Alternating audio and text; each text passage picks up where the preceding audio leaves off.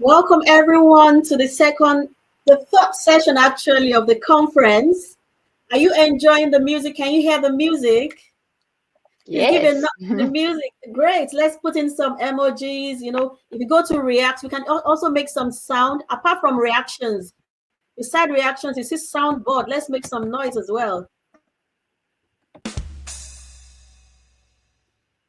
Let's see how that works. Welcome everyone. So I'm making use of some sound right here.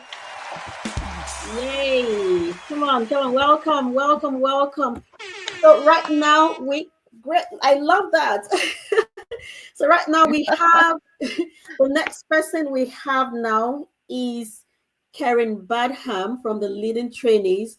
So I'm going to leave her also to introduce herself so that I don't waste much of our time. So let's welcome her. Let's show some love. Let's show some love with sound, with the emojis. Let's welcome her. So over to you, Kerrin. Thank you so much. You guys have been so fantastic with all of your background work and setting up this conference. And hello to all my colleagues out there, wherever you are in the world. Thank you for the love. I appreciate that. I hope you've all grabbed a cup of coffee and that you're ready for the session. So I'm going to jump right in. I hope you can see my screen. The people of ELID will handle the chats if you've got any issues. So let's jump in. Okay, so I just wanted to say that I really enjoyed sharing the session just before. Sharon, you definitely raised the bar in terms of the professionalism of consulting and of being a project manager of very complex learning and development initiatives. I'm going to take a slightly different journey, but what Sharon shared definitely ties into what I'm going to be sharing. So let's jump in.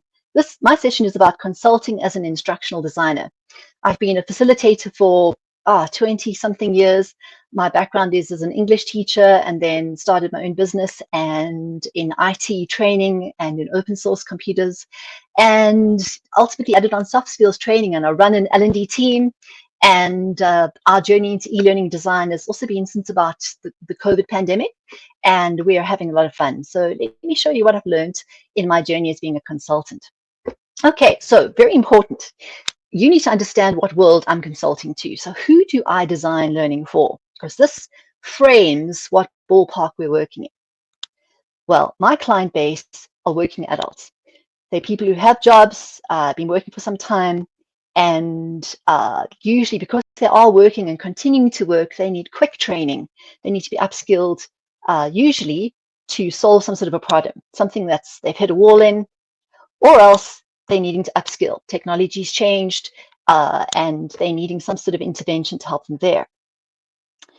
So because I'm training adults, they come into the training space with a whole bag full of life experience, like we all do, rich life experience. And they come with their own knowledge and insight, which is valuable. So I mostly facilitate learning of people who already know quite a lot. All right, so as an instructional designer, as a consultant, I'm always keeping in mind what are the instructional design models that will inform my practice, or what learning theories are out there. And if any of you have done any training in instructional design, you will come across quite a few learning models or learning theories of how people learn and how we should design. I want to share with you just two that I found very useful for the space in which I design and consult. So Malcolm Knowles' theory of adult learning, quite an old model, but a very valuable one. And I'll go through it in a nutshell. He speaks of 5 elements of adult that makes adult learning different to children and other kinds of learning. But I'm only going to highlight 3 of them. So adult learners have a readiness to learn based on their social role. For example, if they're a website front-end developer or an instructional designer, you will learn to enhance your role, to become better and more professional. That's why we're all in this conference today.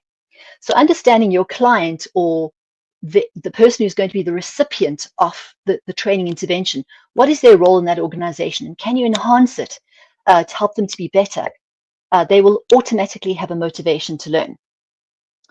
The next aspect is that adults are oriented to learn and in such a way that they want to apply it immediately. It must solve something, it must solve a problem, it must help them in some way. That's why they come for learning.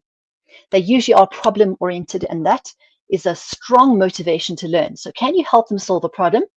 That already solves half the problems of people wanting to learn. And again, adult learners come with a rich bag or pool of experience that is useful to build on to enhance learning. So always with adult learning, you want to take them from where they're at to where they need to be. Okay, the second model that I found very useful is based on these principles of learning science or brain-based learning. And this comes from the fields of research in cognitive and the neuropsychological sciences. I'm glad that Sharon mentioned the importance of psychology, and some of the other speakers will also talk about that. But the research and the breakthroughs that have happened in the last 20 to 30 years and how our brains actually work and how we learn and operate, for me, has been mind-blowing. And it has changed and informed how I design learning. So there's so much out there, but I'm just going to give it to you in a nutshell. So the brain is a complex learning machine, creating and linking concepts in vast neural networks. So that's how we learn. We connect things to many different areas, and our learning is often an integration of different areas of the brain working together to make and strengthen connections. So we need to strengthen those connections in order for people to learn. Okay, and then our aim then with brain-based learning is to make learning brain-friendly based on what we know about how the brain works. At least what we know now, because the field is growing all the time. Okay, so what are the key takeaways that I use from brain-based learning? And I'm just going to go through some of them so you can see how it informs my consulting. Okay, the first thing is that we learn best when we learn in small chunks at both high and low construal levels. And that's a term okay, let me just explain it to you. So high construal level is the broad philosophical or theoretical level of learning. So it's if you look at that example I've given there of a cell phone charger, if we're looking at the general category of electronics and communication devices, that's the high construal level. It's not a detailed level. And then the low construal level is down to the absolute granular detail, such as a specific cell phone charging device that fits in your car that's got a USB and a C port and that kind of thing. So we learn on multiple levels and both at the same time. So when you design learning, you've got to think of the overarching themes and concepts as well as down to the detail, and sometimes swap and flow between them, because that's how we learn and that's how we create associations and differentiate knowledge. The next aspect of brain-based learning is we need to link to prior knowledge. So our brains build associations, those connections between different neural areas. So things like metaphors, and we're telling a story where we're saying that, for example, learning management is like artificial intelligence. I read an article on that later, and using that metaphor to explain leadership or management as compared to how large language models work, that can help you understand leadership in a slightly deeper level. So we need to use metaphors and stories all the time to help people build associations. That's how we learn. We also need to make learning compatible and relatable. So I use the C port there because in Europe now, the standard, because of the Economic Union, the European Economic Union, is to force companies to standardize on their cell phone chargers to C ports, because then it makes everything compatible. The world of software development has become plug and play and APIs, things that will plug in. So everything works and everything is related in the same way. When we design learning, we need to make sure it's compatible and relatable to the people that we're dealing with. Can they build on what they've already got? Or is it something completely out the box? Now, sometimes we need to stretch people a little bit by maybe giving them an idea that's a little bit beyond where they are now, so that they can struggle with it and grow those learning paths. But generally, it's more effective if we just build on what they already know. Okay. Now, the brain is a very energy-intensive organ, and it can only really work in focused mode for about 4 hours a day, and then it's exhausted, which is why I like the fact that they've designed this learning conference with breaks, so we can have those brain breaks and lunch breaks and that. So we need those spaces in order to learn well, and especially when we incorporate enough of a gap that there's even sleeping in between, that is very good for brain learning, because we have two systems working. We have focused learning and then we have diffuse learning. And that is when we relax, we take a walk, we walk our dog, we talk about what we learned about in the conference, and we make new connections. And even sleep. During sleep, your brain is active in restoring and packaging and connecting and cleaning up. The spaced repetition is important. If you come across a learning chunk and it's never repeated, it's likely that your brain thinks, oh, that wasn't such an important connection. It's a weak connection. I'm going to clean it up. And so you lose stuff that you don't use in your brain. So you need to repeat the learning over time, because that reinforces the connection and it encodes the learning in a deeper level. We need to vary content. We need to make it interesting. When we ask a question, a mathematical question, ask multiple different kinds of questions, because that deepens learning and strengthens connections. So we need to allow different parts of our brain to be activated. Then the last point is we want to obviously use sensory integration. We know as humans, as teachers, and even growing up, how much we enjoyed learning when it was varied, when we could touch and taste and see and move, because our whole bodies actually are involved in learning. It's processed in the brain, but the brain is connected to every other part of your body, and smells, tastes, experiences all encode learning. So we need to try and use the whole body. And then another aspect is giving feedback. So we learn when we get feedback, when we people like what we do, or tell you on the right track, or you passing this, or any kind of feedback like that. We are social animals. We need to always check where we're at. Feedback needs to be built into a program so people know and can just evaluate whether they're on the right track.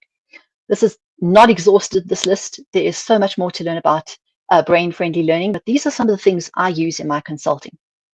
Okay, so we're going to jump to a poll quickly, and I'm going to go to my tools and load it up. I want to know what your go-to instructional design model is. Please don't feel worried if you don't have an instructional design model.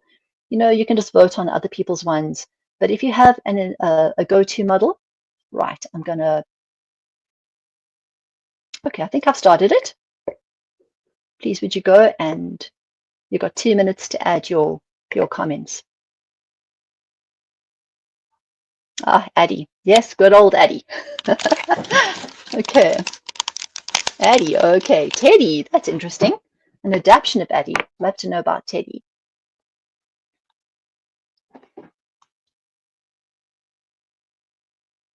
Okay, Addie's growing. There must be more and more people adding to that. Maps, okay, what mind maps? Oh, UDL, okay. Uniform design for learning, great. Okay. Sure, I never heard of a sure before, but that's interesting. Adaptation, okay. All right, lots of interesting things coming through there.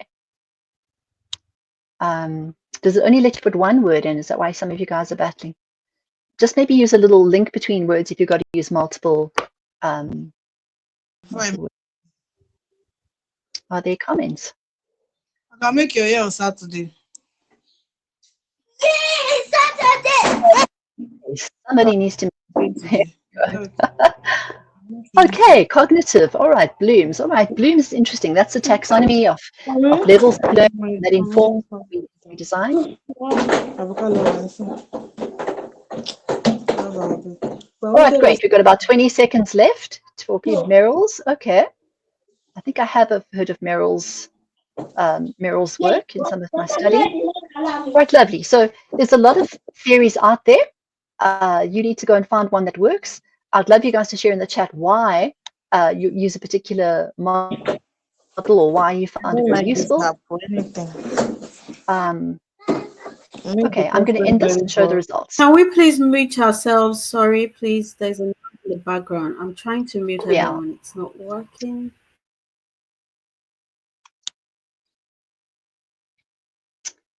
Right. Okay, so we're going to close the poll there. Thank you for that, everybody. I'm actually just going to take a screenshot so that I can actually keep that. And there we go. Great. Okay, let's jump back then to instructional design. Okay, we're going to have a little journey today where you're going to help me consult my client. I'd like you to meet my customer. Her name is Sally. Let me tell you a little bit about Sally. So Sally runs an artisanal bakery that's been running for about 10 years. She's a successful artisanal vegan baker, and her bakery supplies a supermarket chain and some local restaurants with quality vegan and non-GMO breads and gluten-free food. She operates a small walk-in bakery where she serves clients and has a little coffee shop on the side. She's also a vegan influencer on Instagram and has a strong following, and her business is going really well. She's got about 14 staff, some bakers, some kitchen staff, some admin, some delivery, and some front of house staff. And she's approached us with her learning need. So I want to ask all of you, actually, when a customer approaches you, what do you kind of want to know from them? And I'm going to ask you to participate in a little while. For me, the areas I want to explore when somebody approaches me is her business context. What's actually happening in Sally's business right now? What's given rise to this need for training? I even want to drill down into what is her leadership style? What is the culture of her organization? There's so many little nuances, and I try and get as close as possible to my clients. So I liked how Sharon mentioned that she does focus groups to get that kind of information. I like to have a meeting, either online or face-to-face. I try and get as close as possible to the client to understand their world. And also her employees. I want to see the dynamics. Who are they? How long have they been in the business? What is their motivation to learn? And I want to drill down into her stated training needs to make sure I've understood them really well. Okay, so basically, I'm going to give you the need that Sally came up with when she approached us. And then we're going to go into drill down questions to ask to really expose what is needed. So it's a bit of a read. I'll just quickly read it through. So Sally wants to train her staff on the principles behind being a vegan bakery and standardize the training to make sure that they all go through it and repeat it annually. She has had staff turnover and is getting frustrated that she can't spend the time teaching each new employee the principles again and again. She wants something that she knows is a set thing she can have them use. She would like to expand the coffee shop, needs her staff to be flexible in their roles and serve customers who ask about their vegan products. So she would like an e-learning course on the basics of vegan baking so that her staff are aware of what it is to be vegan and can answer questions in an informed way. All right. Personally, I'm not vegan. I just chose this as an interesting topic. All right, so that is Sally, and that's what she initially approached my company for, and you guys are going to help us consult and find out what Sally's needs are. So we're going to go back to the polls. I want to ask you, what is your favorite question or multiple questions you ask when you meet a new client to try and drill down and understand their needs? So I'm going back to the tools, and I'm going to launch the second poll. And I'd like to see, right, you can see the poll, it's on for 2 minutes. Pop in your favorite question.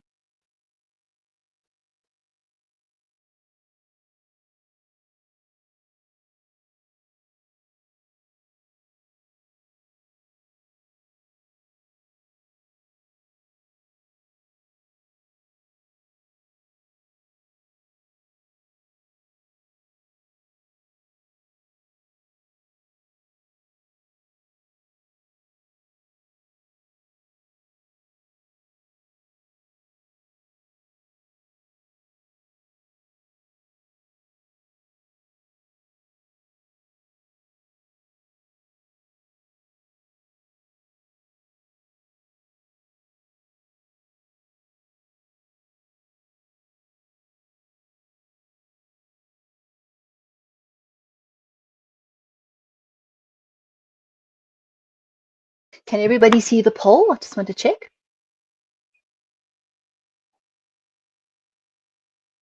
Yes. Yes. I love that. What will success look like? That's beautiful. Key question. What is your budget? What is your high priority action? Okay. Sometimes clients want multiple things. So what is the most important thing? By the way, you guys can then go and vote on everybody else's ones to, if you agree that their question is a great question to ask. So feel free to vote on those. Tell me about your customers. Very interesting. What is the problem you're trying to solve? Lovely. Okay, great. Some similar things there. What challenges they face? what type of outcomes they want to achieve with an education intervention. Lovely. Right. Okay, quite a few people speak to that. What are you aiming to achieve? What is your ultimate goal? What results do you want after this intervention? What are the outcomes you're expecting after this learning intervention? Great. Okay, similar people. What do they want to see? Okay, what's the problem? Yes. The funny thing is that in consulting, I found that people don't always actually know what the problem is. What they think is the problem is not the problem. Okay, we need somebody else to mute, please. We've got somebody doing dishes in the background. You're the guilty person grabbing coffee. Why don't you just turn your sound off, please?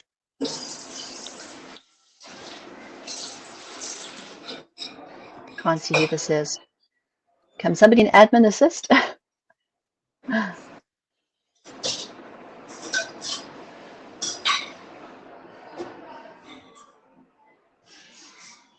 All right.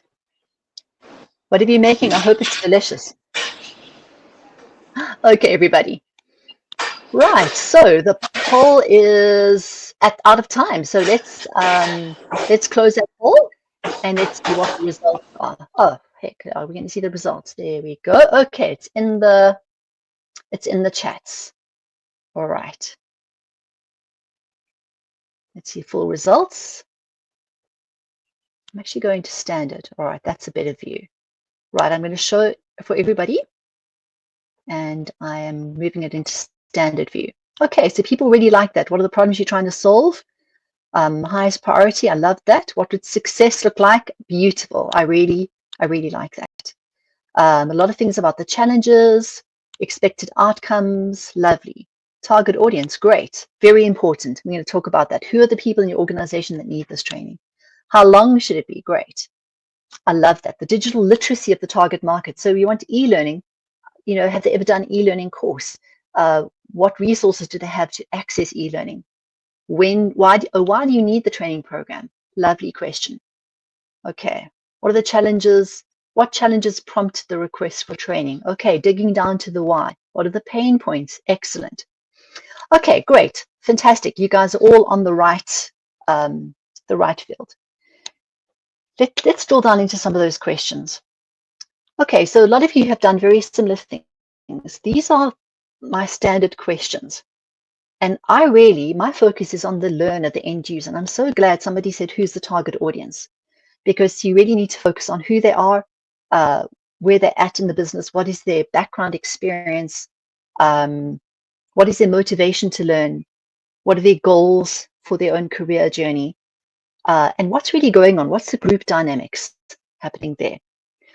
Okay, assuming that we have an ideal group and they are motivated and they want to learn, how much time do they have for the learning during the day? So, are they going to be learning in work time, or is it at another time? And when is that? And how much of that is available if they've got to carry on working at the same time? Right, the question about resources, how will they access the content? Are they going to do it on their mobile phones, on their laptops, etc.? What prior knowledge or experience can we build on? And that speaks to the group. So if we're talking about the bakers in the back, have they really done any training on vegan baking, etc.? What is their current and future role in the business? And there we're drilling down into their motivation. Do they see this job as a long-term commitment, or are they just university students who are working in the bakery while they study and get their career off the ground? So how committed are they to the journey, and do they see a future for themselves? And then how will that knowledge transfer be tested? So once you've done it, assuming, like all your lovely good questions said, that this will meet a key objective, how are you going to measure that learning has been transferred and how successful it is? I liked how Sharon drilled into, and she said how they then match it to key performance areas. So KPAs or KPIs, indicators, and competency models. So for example, if you were working in the bakery and customer focus or being good to customers, having a customer-centric attitude was a key competency, you would then define that and you would say, right, you need to smile and greet customers and be friendly. That would be sort of the competency level. and you would then test them afterwards. So are you going to do a behavioral test afterwards? Is their manager going to evaluate them after the training? Are they like Kirkpatrick's levels or Bloom's levels? Are you just testing their knowledge retention, so they can just define what a vegan, bread, the ingredients are, but maybe they don't understand at a high level, where the ingredients come from or whatever it is. So that knowledge transfer and the levels, there's a lot going on in that question. And then obviously, what resource do they have? What does the bakery have? What resources do the learners have that they can access and use? Okay, once we get answers to this, for me, it also then defines the parameters in which we can design. Okay, so this is the initial consulting. There's further key questions that we'd like to ask. What is their timeline or urgency for this learning? When must this happen? And then what is their budget? I loved how somebody said how much they want to spend, and also how Sharon in her consulting model mentions that sort of costing upfront. This is, because when you consult and if you run your own business, you're going to need to have those hard conversations. And if you get an idea of the ballpark that they're working in, that helps to what level you can take. Can you do all the bells and whistles, or is it just going to be plain vanilla flavor just to get the job done? And a lot of you also mentioned in your questions, this is kind of similar in this question. Does the client have an idea or a preference for how they want this to look? What I found in consulting is that my field is often dealing with owner-managed, owner-run, medium-sized, small to medium-sized enterprises. And there, the owner's preference and their hold on the business is quite strong, and they're often quite domineering, and this is their baby, and they want it their way, even if that intervention, perhaps isn't the best, and to see if you can match them. Now, sometimes in consulting, you actually can't meet those in a high level with a very low budget, and it's sort of having those conversations and a costing model where you say, right, for that, your budget, you can get this kind of course with these interactions, X, Y, Z. Okay, so all of these very important key questions helps you understand better the learning need, the context in which this is learning is going to happen, and what tools you have to go with. Okay, so Sally, let's pretend we did ask Sally, and she gave us some of these answers. So Sally said in terms of her resources, what's available. Her staff are not vegans. So they personally are not vegans and have a low understanding of vegan baking or health issues. So they're all starting at a very low understanding level in the subject. They're all motivated to pursue careers in the company. The staff have personal cell phones and there's Wi-Fi at work. And we can assume then that they're willing to use the cell phones for their learning. There are also 2 company laptops in the tea area. Sally, the owner, has developed her own set of videos on veganism on her Instagram channel, where she's an influencer. She's also written her own manual, which she compiled in Word, that she used to use for her staff. And there's this wonderful website, vegan.org, that's got a whole lot of resources we could use. Constraints. Okay, what are our limitations? The workers work very long shifts. They get a day off in the week and every alternative Saturday. Folks, we've got someone making coffee or something in the background.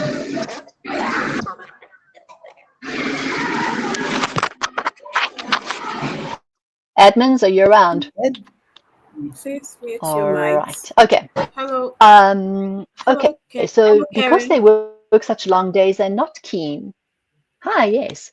Yeah. Sorry to interrupt you. I'm just trying to reach Are out we all to this muted? person. I tried to Yeah, mute sure. this person from my side. It didn't work. I don't know why.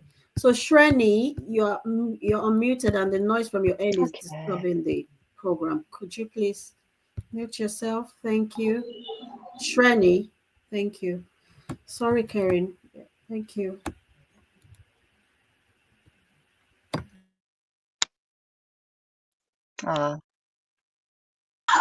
Thanks so much. No problem. Perfect. Okay. All right. So our clients here are not keen to use their off time, but the bakery gets quite quiet most afternoons. So there's usually an hour or so where it's a bit quiet. They need to align with some certified vegan principles. And it needs to be launched in 2 months because of the vegans coming up influx of people into the coffee shop. So, oopsies. Let me go back here. Right, so now what we need to do is that we've got the answers to our key questions. We need to map it to a solution. Okay, we've got our a culprit again, making noises. Okay, so you guys are in the instructional design field. You've been consulting with me to Sally, and I'd like you guys to decide which tools you would use and what creative solutions you'd come up with to me. Whiteboard now for you guys to pop in there your ideas of of what you'd like to do. So let's pop over to our whiteboard. Righty, I'm launching it. Where is it? Here we go. It's loading my board. Tell me, give me a thumbs up if you can see it. Okay, so here you get to brainstorm solutions. How would you solve? Okay, great. Thumbs up. Lovely. Grab little sticky notes and you tell me what you would do. Okay, if you were a consultant using the resources you have in your company, and let's get some of your ideas up there.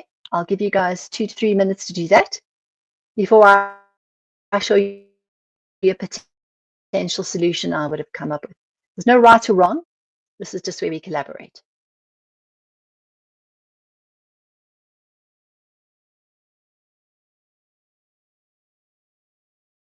All right, so you guys will see a set of tools at the bottom of your screen. There's a little panel.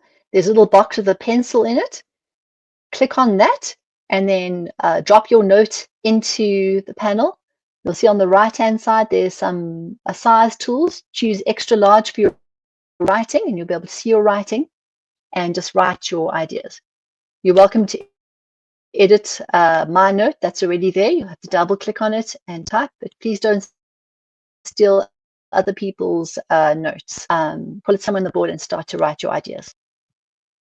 If you're battling to use this tool and it's not working for you, you're welcome to drop your ideas into the chat and we'll try and transfer that across. Okay, I see that somebody on the chat said that they see we lost the screen share. Angeli Zeman, are you back? Are you okay there? Have you got the screen share? We're actually on the whiteboard at the moment, the butterboard.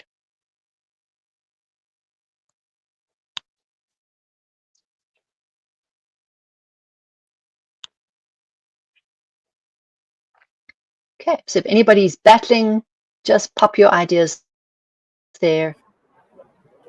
Hi, Kerrin. Could you please repeat the question again? So you're going to be giving me your solution for Sally's training her staff on vegan ideas. What would you do with the constraints that that Sally shared?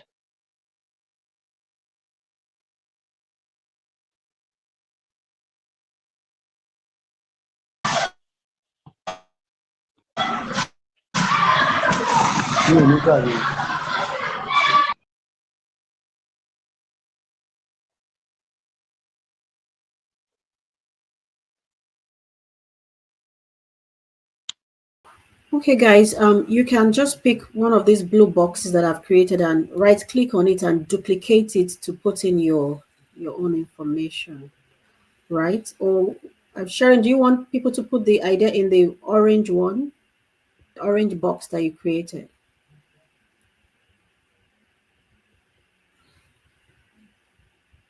Karen, yeah, you're muted.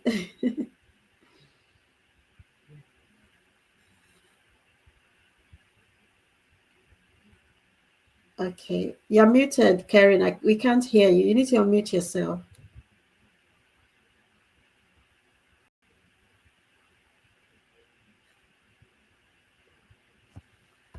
can try refreshing on the browser.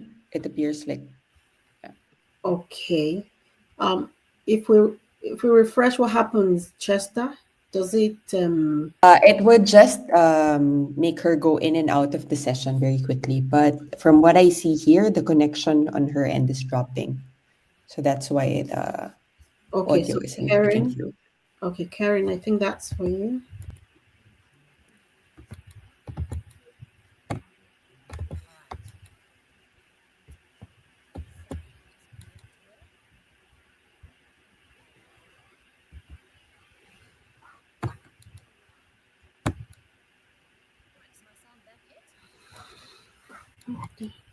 Hear you, but very faintly, Karen. Maybe you can Yeah, try. let me hear you, Kerrin.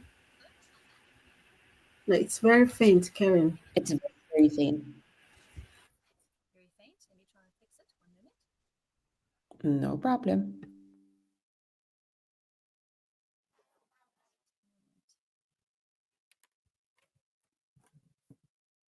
Using my sound.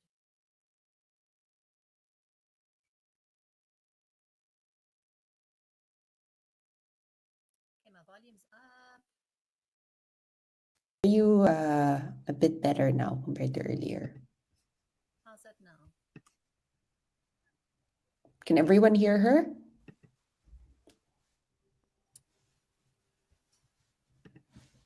Oh, we can't hear you. How's that now, folks? Folks, Yes, is that better? Much louder now. yes, it's okay now. All right. I got my settings working. All right. Okay, folks, thank you for your patience there. My headphones decided to disconnect. All right. Okay, folks, so you've hopefully had some time to put your ideas there. I'm just going to try and see if I can zoom and see what's going on here. All right. So some ideas. Come up with a self-paced. Wish I could just move some of these meeting controls from here. Oops. Zoom out. Alrighty. Seems to edit. Okay. Let me see if I can just. Okay. I'm trying to just zoom around here. Move around the butterboard. It's not that easy to move around. All right. So come up with self-paced, preferably micro-learning. Learning on vegan principles for the team. Great. I love the self-paced idea. Definitely. You want your people to be able to spend time doing their learning in their own time because they've got those hours in the afternoon. They've got their cell phones. So that's really cool. Okay. I found the Zoom button finally. Okay. I can see some people have got things that they wrote on, but I can't actually see what you guys wrote. Let me just change this to zoom out. There we go. Okay, I've got control of it. Okay. Right. Micro-learning for each of the elements of vegan stuff using short video clips like TikTok. Fantastic. Let's use what's out there. There's a whole world of resources. We don't need to reinvent the wheel, especially since their budget is really low. So, okay, Cheska sent me a little message here. Okay, great. So some other people popped some things in the chat. Somebody, secondly, the training should not be one size fits all. Great. Right people for the right skills and therefore courses. That's what we love about e-learning is we can customize a journey. We can have sort of base level courses and we can have different trees and branches going into other courses. We can also allow people to do online courses that that we haven't developed. Why not use Udemy or whatever it is, or free Coursera courses that are free and out there, and you just build it into the learning pathway. That's brilliant. That's fine, Ruben, we got you. Okay, let's go back. Let me see if there's any more. Oh, Ruben's first message. First, a learning culture has to be established. Great. As getting a vegan thought process is not just a matter of skill training. I love that. So we're talking about a value shift here. We're talking about a shift from being someone who just knows about it to actually almost moving into appreciating the whole vegan mindset, because it's not just a way of eating, it's a whole philosophy. It's in a sense almost like a religion. It's a belief system, and I love how you touched on that, Ruben. That is key. And obviously Sally is a true adherent of it, but it doesn't mean all her staff will be. So she might not necessarily want to convert them, but she wants them to understand the importance of veganism, and then help them be able to apply it to any customer that comes in and asks about why the products are the way they are. Okay, Ruben carries on to say, micro-learning module can be done with a storyline, which would be my choice.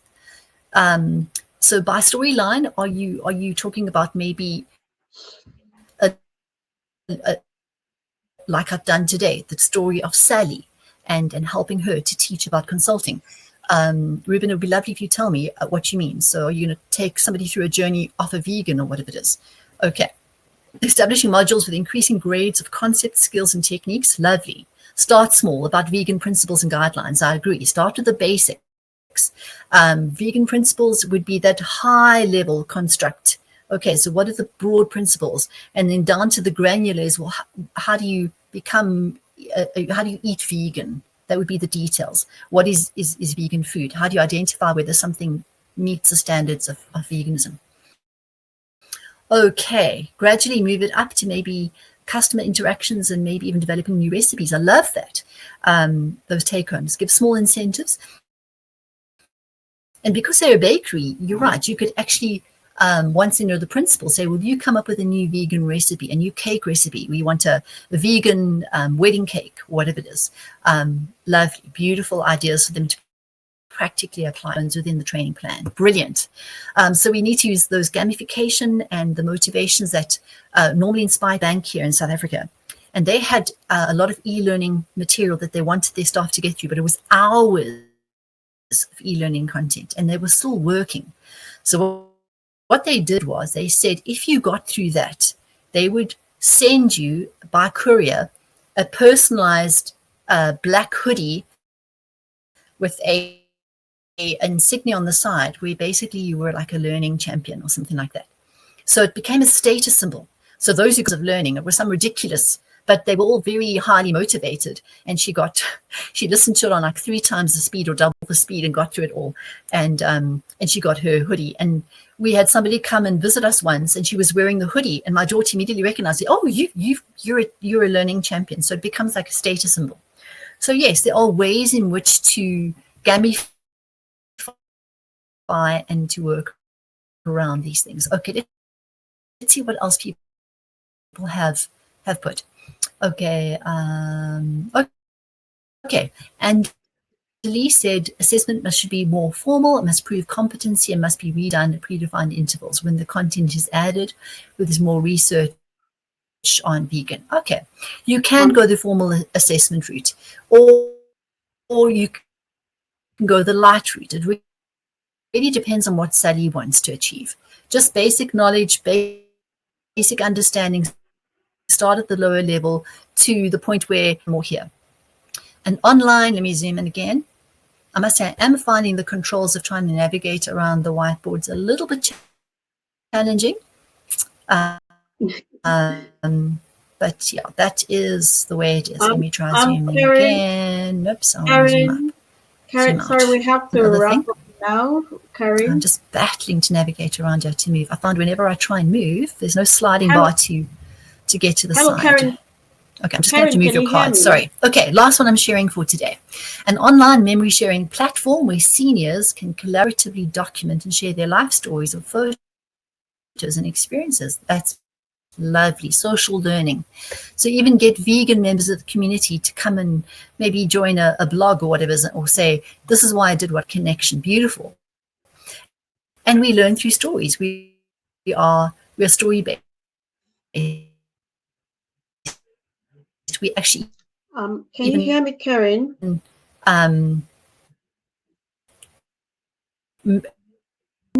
Retain knowledge if it's a story, because there's 2 visual spatial. So if you can tell a story by having a journey of some sort, when you want to learn something, is try and imagine a house and you've packed one thing in one cupboard and one in another, and you can actually learn a lot more that way by sort of visually placing it in a structure. Okay, well, we are out of time almost, everybody. I'm going to question and answers. We are almost done. Right, I'm closing this, and we are, thank you, everybody, for that. We are going to quickly go back to the end of our slideshow. I'm just looking to share. Oh, is my time up already? Okay. Yeah. Completely.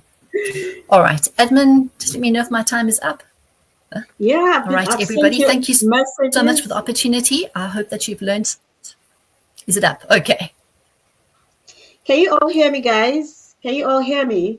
Yes.